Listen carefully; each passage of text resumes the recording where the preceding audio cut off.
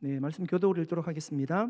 헤롯이 두로와 시돈 사람들을 대단히 노여워하니 그들의 지방이 왕국에서 나는 양식을 먹는 까닭에 한 마음으로 그에게 나와 왕의 침소 맡은 신하 블라스도를 설득하여 화목하기를 청한지라.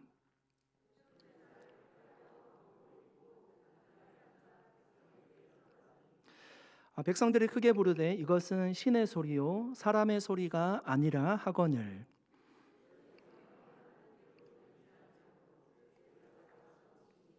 벌레에게 먹혀 죽으니라. 하나님의 말씀은 흥왕하여 더하더라. 바나바와 사울이 부조하는 일을 마치고 마가라 하는 요한을 데리고 예루살렘에서 돌아오니라. 아멘. 잠시 기도하겠습니다. 하나님 아버지 감사드립니다. 은혜로운 찬양으로 우리가 하나님 앞에 영광 돌렸습니다. 작은 신음에도 우리에게 응답하시는 하나님께서 오늘도 말씀하여 주시고 우리가 합심하여 기도할 때 하나님의 영광과 하나님의 응답이 이 시간 충만하게 임할 수 있도록 인도하여 주시옵소서. 함께 하실 하나님께 감사드리옵고 예수님의 이름으로 기도드리옵나이다. 아멘. 여러분, 두로와 시돈은 지중해 연안에 있던 항구 도시였습니다. 여러분, 항구 도시는 무역을 많이 하기 때문에 그 도시는 경제적으로 부유한 도시였습니다. 그런데 문제는 무엇인가 하면 그 땅이 농사하기에 좋지 않아서 식량을 해외에서 가지고 와야 했다는 것입니다. 여러분, 솔로몬 때 이런 사건이 있었습니다. 열왕기상 5장 10절에서 11절 말씀입니다. 솔로몬의 모든 원대로 백향목 제목과 잣나무 제목을 주매 솔로몬이 히람에게 그의 궁정의 음식물로 밀 2만 고루와 맑은 기름 20고루를 주고 해마다 그와 같이 주었더라. 여러분, 무슨 얘기인가 하면요, 솔로몬이 성전을 짓는데 성전을 지을 나무를 히람에게 부탁했습니다. 그곳에서 백향목과 좋은 나무들을 수입했습니다. 그 대가로 무엇을 주었는가 하면 그 땅에서 나는 양식들로 보답했다는 얘기입니다. 그러니까 여러분, 솔로몬 시대 때부터 아니면 그 이전 시대 때부터 두로와 시돈 지역은 농사하기에는 좋지 않아서 다른 국가에서 양식들을 수입해 와야 했습니다. 오늘 본문의 헤롯 당시에는 그 나라가 바로 유대와 갈릴리 지방이었다는 얘기입니다. 그런데 여러분, 오늘 본문 20절에 보니까 무슨 영문인지는 우리가 정확히 모르지만 헤롯이 두로와 시돈 사람들에게 대단히 노여워하여서 식량 공급을 중단시켰습니다. 금수 조치를 내린 것입니다. 예를 들면 러시아하고 우크라이나 전쟁을 하고 있잖아요. 우크라이나를 유럽에서 많이 돕고 있습니다. 경제적으로도 돕고 또 말을 할 때도 돕고 여러 가지를 돕고 있으니까 러시아가 유럽으로 나가는 가스관을 잠궈버렸습니다. 그렇게 헤롯이 아마 두로와 시돈 지역으로 가는 양식을 끊게 되었다는 겁니다. 그러니까 여러분, 갑자기 두로와 시돈 사람들이 경제적으로 얼마나 힘이 들었을까요? 두로와 시돈의 왕이 여러분 이 문제를 해결하기 위해서 헤롯 왕의 침소 맡은 자 블라스도라는 사람을 찾아가게 됩니다. 여러분, 왕의 침소를 맡았다는 것은 왕의 궁궐을 총책임지는 사람이라는 뜻입니다. 여러분, 학자들에 의하면 그가 재정을 관리하는 재정 담당관이었을 것이라고 추정합니다. 여러분, 그가 헤롯 왕과 매우 가까이 있었기 때문에 그를 통해서 다시금 헤롯 왕과 화해하기를 바라고 있는 것입니다. 요즘도 마찬가지죠. 그러니까 권력이 높다는 것은 대통령과 가까이 있는 사람이 권력이 높은 겁니다. 비서실장이 대통령과 자주 만나기 때문에 그가 가장 힘이 있다고 얘기하지 않습니까? 이 블라스도가 아마 헤롯 왕과 가장 가까이 있었던 사람인 것 같습니다. 그렇게 헤롯 왕과 화해할 기회를 엿보고 있는데 좋은 기회가 찾아온 것입니다. 21절 말씀입니다. 헤롯이 나를 택하여 왕복을 입고 단상에 앉아 백성에게 연설하니. 여러분, 헤롯이 나를 택하였어요. 헤롯이 택한 날이 언제일까요? 유대 역사가 요세푸스에 의하면 브리타니아 원정에서 돌아온 이 로마 황제가 개선식을 하는데 그때 성대히 베푼 로마 축제의 날이 바로 이날이라고 합니다. 그날이 그 황제의 생일인 8월 1일이었다라고 전해지고 있습니다. 이날에 여러분, 헤롯은 두로와 시돈 사람들을 청해서 무엇을 원하는지 듣고자 했을 것입니다. 헤롯이 왕복을 입고요, 단상에 섰습니다. 아마 헤롯이 입은 왕복은 굉장히 화려했을 겁니다. 옷이 길게 땅끝까지 이렇게 늘어져 있을 것이고요, 겉옷은 아마 은색이었을 것이라고 추정을 합니다. 그 은색 겉옷이 여러분 태양빛에 그렇게 비친다라고 생각해 보면 그 옷에 찬란한 빛이 발산되었을 것입니다. 화려한 복장은 여러분 그곳에 모인 많은 백성들에게 그의 왕으로서의 위엄을 과시하는 큰 효과를 만들어 주었을 것입니다. 그렇게 많은 백성들이 모인 원형 경기장에서 등장한 헤롯은 단상에 앉아 연설을 하기 시작했습니다. 어떤 내용의 연설을 했는지 그 내용은 기록되어 있지 않습니다. 두로와 시돈 사람들에게 양식을 중단한 이유가 무엇인지를 밝혔는지, 아니면 왕의 개선을 축하하는 아첨의 메시지를 로마를 향해서 한 것인지는 우리가 알 수 없습니다. 헤롯의 그 연설하는 모습을 보고요, 사람들이 이렇게 외치고 있습니다. 22절 말씀입니다. 백성들이 크게 부르되 이것은 신의 소리요 사람의 소리가 아니라 하거늘. 여러분 거기에 많은 군중들이요, 왜 헤롯의 연설을 들으면서 그 소리가 사람의 소리가 아니라 신의 소리라고 계속적으로 외쳤을까요? 그가 입고 있는 화려한 옷과 그의 근엄한 음성에 압도되었을까요? 아니면 헤롯이 두로와 시돈 사람을 포함한 거기에 참여한 많은 백성들에게 다양한 시혜를 베푸는, 도움을 주는, 혜택을 주는 그런 연설을 했기 때문에 사람들이 환호하였을까요? 그래서 이런 헤롯의 연설에 대해서 많은 백성들이 만족했다는 의미로 아마 소리 질렀을 겁니다. 이것은 사람의 소리가 아니라 신의 소리라고, 그렇게 헤롯을 지켜 세웠을 것입니다. 여러분 거기에는요, 지금 다양한 사람들이 있어요. 굉장히 큰 원형 경기장이었을 겁니다.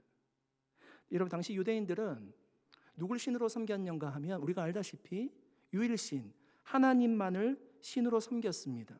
그런데 거기에 참석하고 있는 두로와 시돈 사람들은 하나님을 신으로 섬기는 사람들이 아닙니다. 그들은 헬라적 신관을 가지고 있어요. 그들은 범신론을 가지고 있습니다. 자연 모든 만물에 신이 있다라고 생각하는 사람들입니다. 신의 개념이 다르죠. 사람의 소리가 아니라 신의 소리라고 얘기하는데 생각하는 신이라는 개념 자체가 다르다는 거죠. 거기에 모인 어떤 사람들은 그렇게 생각했을 겁니다. 고대 사회로부터 한 국가를 이끄는 왕들을 보통 신으로 사람들이 치켜 세웠습니다. 우리가 알듯이 애굽왕 바로도 신이라고 얘기했고요, 로마의 황제도 그러했습니다. 지금 헤롯의 연설을 들었던 많은 사람들이 자신들이 생각하는 신의 개념은 다를 수 있지만 일제히 그렇게 헤롯을 신으로 추앙하고 있었다는 겁니다. 유대인들, 두로와 시돈 사람들, 그 외 헬라 사람들 모두가, 로마 사람들 모두가 헤롯을 신으로 추앙하고 있습니다. 사람들의 그 모습을 여러분 유대 역사가 요세푸스는 그의 책에서 이렇게 묘사하고 있습니다. 사람들이 그 당시 이렇게 외쳤다는 것입니다. 우리에게 자비를 베풀어 주소서. 지금까지는 우리가 당신을 인간으로 두려워했을지라도 앞으로 우리는 당신이 인간 이상의 존재임을 동의하는 바입니다. 그 왕은 그들의 아첨을 흡족해 했다. 그 다음에 그는 위를 쳐다보았고 줄 위에 자리 잡고 있는 부엉이를 보고 그것을 불운의 징표로 여겼다. 동시에 그는 격한 몸 안의 통증에 사로잡혔으며 왕궁으로 옮겨진 후 닷새 동안 몸을 앓다가 죽었다. 성경의 내용과 많이 비슷한 부분, 더 추가적으로 설명하는 부분들이 있습니다. 여러분, 헤롯이 죽은 이유가 무엇이었을까요? 요세푸스는 헤롯이 복통을 일으켰고 닷새 만에 그가 죽었다라고 기록하고 있습니다. 여러분 성경은 그 이유를 무엇이라고 말씀하고 있을까요? 23절 말씀입니다. 헤롯이 영광을 하나님께로 돌리지 아니하므로 주의 사자가 곧 친히 벌레에게 먹혀 죽으니라. 여러분 헤롯이 죽은 이유는 아주 단순하면서도 명확하게 얘기합니다. 헤롯이 영광을 하나님께 돌리지 아니함으로, 헤롯이 하나님께 영광을 돌리지 아니함으로. 여러분, 하나님께 영광을 돌리지 않는 죄가 이 정도로 심판받아야 마땅한 그런 죄입니까? 지금도 만약 하나님이 그렇게 우리를 심판하신다면 여러분, 우리 중에 누가 하나님께 심판받지 않을 사람이 누가 있을까요? 여러분, 우리가 속해 있는 이시오 교단에 여러 가지 신앙 고백서를 채택을 하고 있는데 그 중에 한 권이 웨스트민스터 신앙 고백서입니다. 웨스트민스터 신앙 고백서 소요리 문답에 제 1문 1답이 이렇습니다. 질문이 이래요. 사람의 제일 되는 목적이 무엇입니까? 답이 사람의 제일 되는 목적은 하나님을 영화롭게 하는 것과 영원토록 그를 즐거워하는 것입니다. 여러분, 사람의 제일 되는 목적이 뭐라고 얘기하고 있습니까? 먼저는 하나님을 영화롭게 하는데 그 목적이 있다라고 얘기하고 있습니다. 그것이 사람의 제일 되는 목적이래요. 하나님을 영화롭게 하는 것. 여러분, 바울 사도는요, 하나님의 자녀인 우리가 하나님께 영광 돌리는 삶을 살아가야 하노라고 정의해 주었습니다. 그것이요, 개혁주의 신학의, 복음주의 신학의 근간이 되었어요. 뿌리가 되었습니다. 고린도전서 10장 31절 말씀입니다. 그런즉 너희가 먹든지 마시든지 무엇을 하든지 다 하나님의 영광을 위하여 하라. 우리는 여러분, 우리의 삶의 주인이 마치 우리가 우리의 삶이 주인인 양 우리는 그렇게 살아갈 때가 많습니다. 그러나 바울의 고백처럼 우리는 이미 여러분 십자가에 못 박혀 죽은 존재입니다. 우리는 바울이 그렇게 얘기해요. 이미 죽었대요. 십자가에 못 박혀 죽은 존재라고 우리에게 얘기하고 있어요. 갈라디아서 22장 20절에 그렇게 얘기하죠. 이제 우리가 사는 것은 바울이 뭐라고 얘기하는가 하면 우리를 사랑하신 그 주님을 위해서 삶의 목적을 그 주님께 두고 살아가야 될 존재라고 얘기하고 있습니다. 우리는 이미 죽었고 이제는 예수 그리스도를 위해 살아가야 될 존재가 바로 우리라고 얘기하고 있습니다. 정확하게 얘기하면 우리의 존재는 우리의 것이 아니라는 것입니다. 주님의 것이라는 거예요. 이미 죽었다라고 얘기하고 있습니다. 주님이 핏값 주고 우리를 해방시켜 주시고 자유하게 해 주셨기 때문입니다. 그래서 우리는 바울이 고백하듯이 먹든지 마시든지 무엇을 하든지 다 하나님의 영광을 위해 살아가야 될 존재라고 말씀하고 있는 것입니다. 여러분 어떠세요? 여러분은 오직 하나님께 영광 돌리는 삶을 살아가고 계십니까? 이렇게 물으면 아무도 대답하지 않습니다. 저도 대답하기 어렵습니다.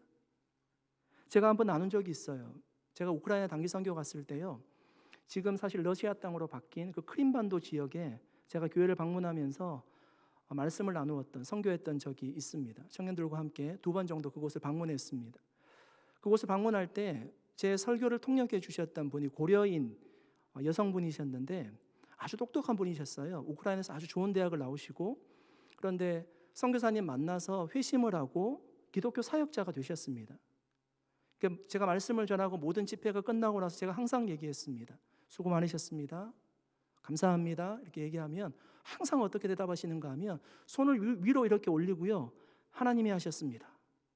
하나님이 하셨습니다. 늘 이렇게 얘기하시는 거예요. 그래서 제가 인사를 하고 좀 약간 민망하기도 했는데 돌아보면 그것이 맞는 대답이에요.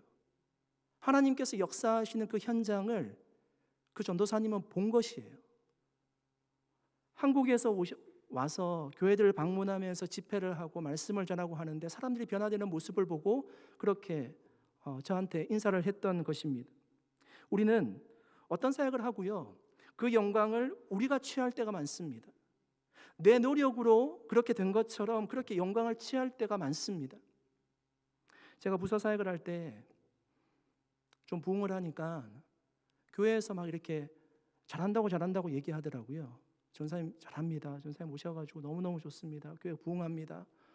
얘기를 하니까 제가 마치 뭔가로 된 듯이 어깨가 이렇게 올라가는 그런 마음이 느껴졌어요. 그 부서에 섬긴 부장님은 수십 년을 그 부서에서 섬기셨는데 제전에 한 번도 그렇게 부응한 적이 없었거든요. 그러니까 저한테 너무너무 이렇게 해주시니까 제가 마치 뭔가를 한 것처럼 그렇게 느껴졌습니다. 물론 우리가 그 한 사람의 수고와 노력을 인정해 주어야 되겠죠.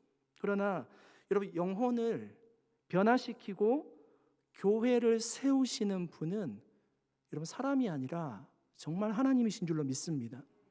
하나님이 그 마음을 움직여 주시지 않으면요, 아무리 유창한 설교를 하더라도요, 사람이 절대로 변화되지 않습니다. 우리가 좋은 강의를 얼마나 많이 듣습니까? 인터넷을 열어보면요, 우리에게 도움이 되는 강의들이 얼마나 많이 있는지 모릅니다. 여러분, 그 강의를 듣고 변화되셨습니까? 하나님이 그 마음을 만져주시지 않으면요, 변화되지 않는다는 것입니다. 여러분, 교회의 머리는 예수님이십니다. 교회의 머리가 예수님이기 때문에 예수님이 교회를 이끌어 가세요. 우리가 작은 봉사를 했다고 해서 우리가 하나님께 돌려야 될 영광을 우리가 가져갈 수 없어요. 머리이신 예수님께 영광을 돌리고 하나님께 영광을 돌리는 것이 우리의 삶이 되어야 된다는 말씀이죠. 결코 하나님의 영광을 우리가 취할 수 없다는 말씀입니다. 여러분, 베드로가 이방인 고넬료 가정에 어렵사리 방문했잖아요. 그러니까 고넬료가 정말 베드로를 보니까요, 귀로만 듣던 정말 예루살렘 교회의 최고 지도자 아닙니까? 그가 자신의 집에 방문했기 때문에 정말 베드로 발에 엎드려서 절을 했습니다. 그때 베드로가 여러분 어떻게 했습니까? 내가 예루살렘 교회의 가장 뛰어난 지도자고 내가 당연히 이런 대접을 받을 수 있지, 그렇게 생각하지 않고요, 그렇게 얘기하지 않고 베드로가 말렸어요. 극구 사양하였습니다. 그렇게 하지 말라고 얘기했습니다. 사도행전 10장 25절 26절 말씀입니다. 마침 베드로가 들어올 때에 고넬료가 맞아 발 앞에 엎드려 절하니 베드로가 일으켜 이르되 일어서라, 나도 사람이라 하고. 바울과 바나바가 1차 전도 여행 때 루스드라라는 성을 방문하게 됩니다.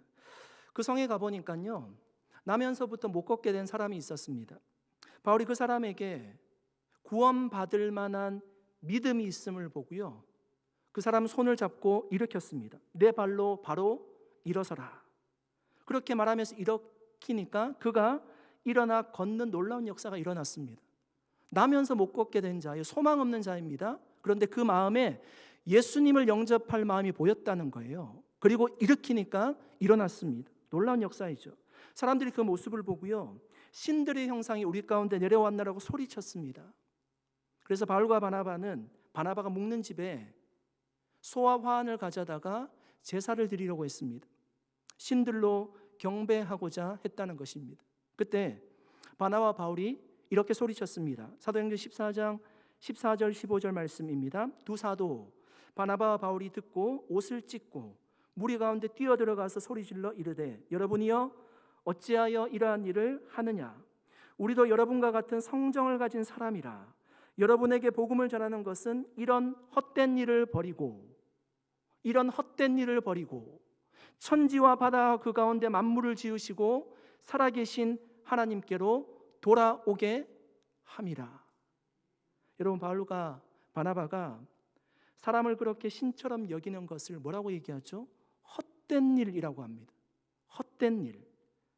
자신들이 복음을 전하는 이유가 바로 그 헛된 일을 버리고 살아계신 하나님께 돌아오게 하기 위해서 지금 복음을 전하고 있느라고 얘기하고 말씀 전하고 있는 것입니다. 여러분 보십시오. 오늘 본문의 헤롯의 반응과 너무너무 다르지 않습니까? 헤롯은 사람들이 그를 신처럼 여기니까요, 자제시키지 않았어요. 말리지 않았습니다. 오히려 그것을 즐겼을 겁니다. 자신의 영광으로 모든 영광을 다 취했을 것입니다. 그것이 그가 하나님의 심판을 받은 유일한 이유라고 할 수 있습니다. 여러분, 지금 우리가 하나님께 영광을 돌리지 않는다고 해도 갑작스럽게 우리가 죽는 일은 없습니다. 여러분, 그렇다고 해서 하나님께 영광을 돌리지 않는 죄가 가볍다고 얘기할 수 없습니다.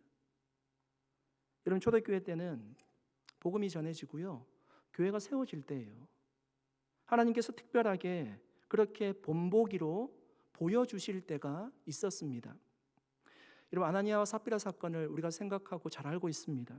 그들은 하나님을 속였죠. 자신들의 소유가 모든 소유인 것처럼 교회에 헌금할 때 그렇게 하나님 앞에 드렸습니다. 그런데 사실은 얼마를 감추고 하나님 앞에 드린 거죠. 쉽게 얘기하면, 단순하게 얘기하면 하나님께 거짓말을 한 것입니다. 여러분, 거짓말을 했다고 해서 그렇게 아나니아와 삽비라처럼 죽는다면 여기에 예배드릴 분이, 앉아서 예배드릴 분이 과연 몇 명이나 있겠습니까? 하나님이 그렇게 여러분 아나니아와 삽비라를 심판하신 것은 하나님을 속이는 그런 죄가 여러분 얼마나 무서운지를 교회가 세워질 때 본보기로 보여주신 것입니다. 오늘 본문에 여러분 헤롯이 하나님의 심판을 받아 죽게 된 것도 하나님의 영광을 가로채는 죄가 얼마나 무서운지를 우리에게 알려주시기 위함입니다. 사랑하는 성도 여러분, 예수님께서 왜 이 땅에 오셨습니까? 예수님께서 왜 이 땅에 오셔서 십자가를 지셔야만 했습니까? 우리가 해결할 수 없는 그 죄 때문이었습니다. 죄는 하나님과 우리 사이를 가로막고 있습니다. 아무리 우리가 하나님께 나아가고자 해도 한계가 있습니다. 여러분, 구약에는 그래도 하나님께 나아갈 수 있는 방법이 있었습니다. 제사를 통해서 하나님을 만날 수가 있죠. 그런데 그 제사 제도는 너무나 많은 한계를 가지고 있어요. 장소적인 한계, 시간적인 한계. 내가 제사를 드리고 싶을 때 드릴 수 없어요. 예약이 차 있습니다. 순번대로 제사를 드렸대요. 장소도 어느 성전이나 성막이 딱 정해져 있기 때문에 그곳에 가야지만 예배를 드릴 수 있었습니다. 그래서 하나님께서 이 모든 한계들을 없애주시고자 예수 그리스도 메시아를 그 죄 문제를 해결하기 위해서 이 땅 가운데 보내주신 겁니다. 그런데 우리는 다시금 죄의 옷을 입고 우리가 살아가려고 합니다. 하나님의 영광을 내가 가로채서 살려고 합니다. 내가 왕이 되려고 해요. 내가 헤롯과 같이 신이 되려고 하는 마음이 우리 마음 가운데 존재하지 않는지 여러분 돌아보십시오. 저는 제 마음에도 이런 마음이 도사리고 있다는 것을 보게 됩니다. 왕이신 예수님은 도리어 하늘 보좌를 버리시고 이 땅에 섬기러 오셨는데 섬김을 받은 우리는 도리어 예수님의 왕의 보좌를 우리가 차지하려고 취하려고 하는 모습은 없습니까? 우리가 우리 자신을 보면 불쑥불쑥 그런 마음들이 여러분 우리 속에 내재해 있는 것을 부인할 수 없습니다. 내가 존귀함을 받고 싶고 내가 영광을 받고 싶고 내가 주인공이 되어야 하고. 사랑하는 성도 여러분, 우리 자신을 늘 성찰할 수 있기를 바랍니다. 우리가 말씀의 은혜 가운데 살지 않으면 여러분 우리는 바울이 얘기하듯이 본질상 진노의 자녀이기 때문에 늘 내가 나의 삶의 보좌에 앉아서 내가 왕이 되고 내가 주인 되는 삶을 살려고 하는 것이 우리의 마음입니다. 오직 정말 저와 여러분을 통해서 저와 여러분의 삶을 통해서 모든 영광이 하나님께 돌려지는, 그렇게 나도 너희와 같은 사람이다, 나도 너희와 성정이 같은 사람이다 라고 얘기했던 바울과 바나바와 같이 그렇게 하나님께만 우리가 영광 돌리고 살아갈 수 있는 우리 모두가 될 수 있기를 예수님의 이름으로 간절히 축원드립니다. 헤롯이 죽은 이유는 여러분 하나님께 영광을 돌리지 않아서였습니다. 23절 말씀에는 헤롯이 어떻게 죽었는지 알려주고 있습니다. 여러분 헤롯이 어떻게 죽었습니까? 주의 사자가 곧 친히 벌레에게 먹혀 죽으니라. 여러분 사도행전을 기록한 누가의 직업이요 의사였습니다. 누가의 직업이 의사와 역사가였어요. 여러분 사실 의사로서 헤롯의 병명을 정확하게 어쩌면 기록할 수도 있었을 텐데 그렇게 하지 않았습니다. 단순히 그가 짧게 한 줄로 기록했어요. 벌레에 먹혀 죽었다. 하나님이 친히 벌레에 먹혀 죽었다. 학자들은 아마 장내에 살고 있는 이 회충 때문에 복통을 앓다가 죽었을 것이라고 생각합니다. 왜 누가는 의사이고 정확한 병명을 어쩌면 알고 있음에도 불구하고 그렇게 기록하지 않고 이렇게 한 줄로 짧게 그렇게 기록을 했을까요? 이런 아마 누가에게는 헤롯의 죽음의 의학적인 이유를 밝히는 것보다 그가 죽게 된 원인이 무엇인지가 훨씬 더 중요했기 때문일 겁니다. 그가 왜 죽었습니까? 교회를 핍박하고 야고보를 죽이고 베드로를 옥에 갇히고 사도를 다 붙잡아가고 학대하고 박해하고 그렇게 살아왔어요. 결국은 그가 하나님께 돌아갈 영광을 스스로 취했기 때문에 하나님의 심판으로 죽음에 처해진 그 사실이, 그 이유가 누가에게는 훨씬 더 중요했을 것입니다. 이어나오는 여러분 말씀을 보십시오. 헤롯은 교회를 무너뜨리고 엄청난 핍박을 가했습니다. 교회를 무너뜨리려고 엄청난 핍박을 가했죠. 그러나 여러분, 교회는 무너지지 않았어요. 오히려 교회를 무너뜨리려고 했던 헤롯만 하나님의 심판을 받을 뿐이었습니다. 24절 말씀입니다. 그럼 같이 한번 읽어볼까요? 같이 읽겠습니다. 시작. 하나님의 말씀은 흥왕하여 더하더라. 아멘. 여러분, 여기서 흥왕했다는 의미가요, 식물과 같은 생명체가 거침없이 자라가는 것을 의미합니다. 하나님의 말씀이 자라갔대요. 어떻게? 예루살렘을 넘어 유대와 팔레스타인 지역으로 뻗어나갔을 것입니다. 여러분, 이런 역사가 사도행전에 계속 기록되고 있습니다. 핍박 이후에 교회의 복음이 확대되고 확장되어 나갑니다. 스데반의 죽음 이후에 사마리아와 또 유대와 사마리아와 땅끝까지 이르러 복음 전한 역사가 일어났죠. 지금의 헤롯의 박해 이후에도 복음은 생명력이 있어서 오히려 주변으로 더 빨리, 더 멀리, 빠르게 퍼져나가게 되었다는 것입니다. 왜 여러분 이런 역사가 핍박이 있는 곳에 있을까요? 핍박이 있는 곳에 왜 부흥의 역사가 일어날까요? 이런 핍박이 있을 때 성도들의 신앙이 오히려 더 굳건해지기 때문입니다. 여러분, 우리가 너무 부하잖아요. 자녀들이 너무나 걱정 없는 삶을 살아가고 있잖아요. 아쉬울 게 별로 없어요. 뭔가 아쉬워야지 하나님을 붙잡을 텐데 아쉽기 전에 부모가 다 해주거든요. 저희 가정 포함입니다. 네. 그러니까 뭔가 이렇게 자기가 성취하기 위해서 노력하지 않는다는 거죠. 부흥회 때 박해가 있으면요, 이것을 해결하실 분이 하나님밖에 없어요. 신앙이 순수해지는 시간이 된다고요. 그때는 주님밖에 없죠. 오직 주님만 붙들게 됩니다. 그러면서 알게 되는 것이 있어요. 뭔가 하면 누구도 하나님의 역사를 막지 못한다는 사실이에요.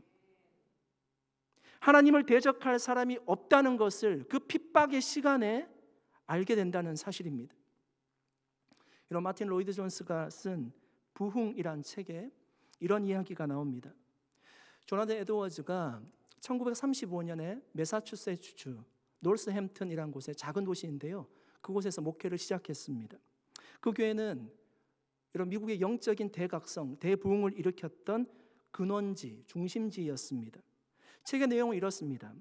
성령의 역사는 곧 그 마을을 영광스럽게 바꿔놓았다. 그래서 연이어 찾아온 봄과 여름에 그 마을은 말하자면 하나님의 임재로 충만했다. 그때처럼 사랑과 기쁨으로 충만하면서도 고뇌로 충만했던 적은 없었다. 거의 모든 집에 하나님이 계시다는 표시가 나타났다. 각 가정마다 자신들에게 주신 구원으로 인해 기뻐하던 시절이었다. 부모들은 자녀들이 새로 태어난 것을 기뻐하고 남편은 아내는 남편이 새로 태어난 것을 기뻐했다. 영적으로 태어났다는 의미겠죠. 그 당시 공공집회는 아름다웠다. 예배에 활기가 넘쳤다. 모든 청중은 목회자의 입에서 나오는 말씀을 열심히 받아들였다. 어떤 이들은 슬픔과 고뇌로 울었고 다른 이들은 기쁨과 사랑으로 울었으며 또 다른 이들은 이웃에 대한 염려와 연민으로 울었다. 그들이 하나님 앞에 돌아오지 않는 그 연민의 마음을 가지고 울었다는 얘기입니다. 마틴 로이드 존스 목사님은 조나단 에드워즈가 경험한 부흥을 이렇게 정의합니다. 부흥이란 하나님이 그 백성을 찾아오시는 일입니다. 천국의 나날들이 이 땅 위에 임하는 일이고 생명이 하나님의 백성에게 한없이 넘쳐나는 일입니다. 여러분, 그렇게 큰 부흥을 경험했던, 놀랍게 미국의 영적인 대각성을 일으켰던 노스햄튼, 그 교회는 지금의 모습은 어떨까요? 여러분, 그림에 잘 보이실지 모르겠습니다. 그림에 보이시는 바와 같이 All Welcome, 무지개색 기가 걸려 있습니다. 더 퍼스트 철치 밑에 보시면 조나단 에드워즈 철치라고 적혀 있습니다. 여러분, 어떤 의미인지 잘 아실 겁니다. 여러분, 에드워즈 목사님이요 24년 저 교회에서 목회를 했습니다. 목회를 하면서 사임하게 된 이유가 무엇인가 하면 성찬식을 하는데 예수 그리스도를 주로 고백하는 정말 예수님을 주님으로 믿지 않는 사람은 성찬에 참여하지 못하게 했습니다. 영국에서 넘어온 청교도들은 1세대들은 신앙이 뜨거웠죠. 종교적인 이유 때문에 넘어왔기 때문에 신앙이 순수했습니다. 그런데 그 2세대들은 신앙을 잃어버리고 있을 때예요. 부모님과 함께 교회에 와서 성찬에 그냥 참여한 것입니다. 그런데 에드워즈가 봤을 때는 믿음이 없는 거죠. 믿음이 없는 모습으로 성찬에 참여하는 것이 그에게는 받아들일 수 없었습니다. 그래서 이 문제를 두고 공동의회가 열렸습니다. 정말 참여해도 되냐 안 되냐. 그런데 230명이 투표를 했고요. 207명이 반대해서 결국 사임했습니다. 24년 동안 목회한 교회에서 복음을 위해서 부단히 노력하고 세상과 타협하지 않게 해서 복음을 지키고 살아왔습니다. 그런데 사임하게 된 결국 이유가 그 성찬 문제 때문에 사임을 한 것입니다. 여러분, 에드워즈 목사님은요 그렇게 철저하게 참신자와 무늬마 가진 신자를 구분하고자 하였어요. 순결한 청교도 신앙을 가진 분이셨습니다. 그런데 그렇게 목회한 교회가 지금 이렇게 동성애를 죄로 생각하지 않는 그런 교회가 되었다는 것입니다. 관광지가 되었습니다. 여러분, 이런 소식을 들을 때마다 여러분 어떤 생각이 드십니까? 저는 이런 소식을 들을 때마다 충격적으로 다가옵니다. 여러분, 부흥을 경험하는 것도 우리에게 중요하지만 그때 부흥을 경험하고요 교회를 잘 지키지 않으면 교회는 언제든지 무너질 수 있다는 것입니다. 사랑하는 성도 여러분, 예루살렘 교회가 고난 가운데 있었지만 하나님은 그 교회에 함께 하셨습니다. 교회를 부흥시켜 주셨습니다. 오히려 교회를 핍박하던 헤롯을 하나님께서 심판하셨습니다. 주님은 지금도 여러분 교회가 무너지는 것이 아니라 교회가 세워지기를 원하십니다. 산호세 온누리교회가 여러분 세워지기를 하나님이 정말 원하십니다. 교회가 잘 세워지려면 시대의 사조를 따를 것이 아니라 주님만 붙잡으면 되는 것입니다. 교회를 세우기를 원하시는 여러분 주님의 역사를 정말 누구도 막을 수 없습니다. 주님만 붙잡으면 하나님이 우리와 함께 하시기에 우리 산호세 온누리교회는 주님이 주신 부흥을 경험하게 될 줄로 믿습니다. 그리고 중요한 것은 그런 부흥이 끝이 아니에요. 부흥이 끝이 아니라 부흥과 더불어서 교회를 믿음의 반석 위에 견고하게 우리가 함께 세워나가야 한다는 것입니다. 크게 부흥한 교회가 여러분 교회를 잘 유지하지 못해 세우지 못해 무너진 교회가 얼마나 많이 있습니까? 제가 남가주에 살 때 저희 집에서 20분 거리에 수정교회 로버트 실러 목사님이 사역했던 크리스탈 교회가 크리스탈 처치가 있었습니다. 제가 남가주에 와서 그 교회를 한번 꼭 방문해 보고 싶었습니다. 한국에서 책도 읽었었습니다. 가보니까요 예배가 드려지지 않습니다. 광고를 보니까 한국에 있는 이단들이 그 교회를 빌려서 집회 장소로 사용하고 있었습니다.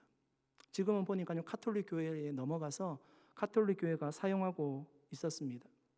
여러분, 교회의 부흥도 영광스러운 것이지만 끝까지 예수 그리스도를 붙잡고 교회를 견실하게 세워나가는 것이 훨씬 더 중요합니다. 그렇지 않으면 여러분 교회의 찬란한 영광은 무용담으로 끝날 수 있습니다. 그래서 우리는 우리 자녀들을 위해서, 여러분 자녀들을 위해서, 가정의 자녀들을 위해서 신앙을 잃어버리지 않도록 더욱더 기도하고 우리가 신앙으로 양육해야 됩니다. 뿐만 아니라 우리 주일학교 아이들, 여러분 얼마나 정말 중요한 아이들입니까? 오늘 예배 드려오기 전에 우리 교역자분들과 제가 회의를 했는데 지금 제 예배를 드리고 있잖아요. 어떤 부서는 1명이나 2명 나와요. 그런데 교역자들이 그 1명 영혼을 바라보고 아이들과 말씀을 잘 심령 속에 아이의 그 심령 속에 예수 그리스도 말씀이 잘 심겨질 수 있도록 관심을 가지고 양육을 하고 있습니다. 여러분, 한 영혼이 온 천하보다 귀하다고 말씀하셨어요. 우리 자녀들에게 관심을 가지고 우리가 기도하고 그들이 우리 대해서 신앙이 끊어지는 것이 아니라, 교회가 약해지는 것이 아니라 우리 산호세 온누리교회가 더 견실하게 세워질 수 있도록 우리가 마음을 모두고 아이들을 양육하는 일에도 우리가 힘써 교육을 해야 될 것입니다. 정말 그렇게 주님 오실 때까지 계속적으로 우리가 건강한 교회로 세워가는, 정말 하나님이 보실 때 기뻐하는 그런 산호세 온누리교회가 될 수 있기를 예수님의 이름으로 간절히 축원드립니다. 아멘. 잠시 기도하겠습니다. 살아계신 하나님, 감사드립니다. 오늘도 하나님의 말씀을 묵상하였습니다. 하나님의 영광을 드러내는 교회가 되게 하여 주시고, 우리의 삶이 하나님의 영광을 취하는 삶이 아니라 하나님 앞에 영광 돌리는 믿음의 삶을 살아갈 수 있도록 역사하여 주시옵소서. 부흥을 경험하되 부흥에서 멈추는 것이 아니라 교회를 잘 세워가서 하나님 예수님 오실 때까지 우리 산호세 온누리교회가 이 땅에 빛과 소금으로 귀하게 쓰임받는 주님의 교회가 되게 하여 주시옵소서. 감사드리옵고 예수님의 이름으로 기도드리옵나이다. 아멘. 우리 함께 찬양드리겠습니다.